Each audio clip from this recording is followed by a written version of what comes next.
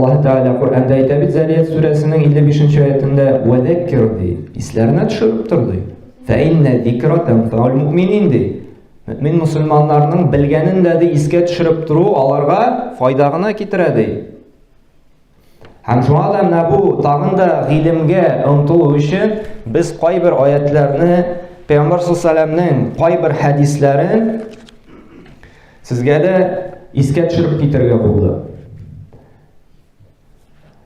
İlim alu qaybir alimler aytdı nefil ibadetine qaraganda da üstünrek dedi.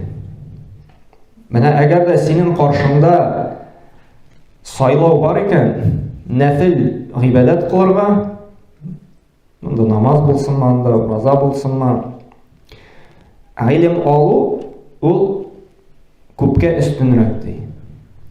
Ne işin ikanin hazır biz Ali hadislerde aytacakbız. Bunsa Ali sizni kızıktırıp durur işinine. Hazır indi başlarımız en birinci fazileti ne işin son ilim alı şunday zor derecege iyi. En birincisi ilimnin üstünlüğü deyik, ol kişide hoşukluk peyda bulurga bir sebep bulup dura.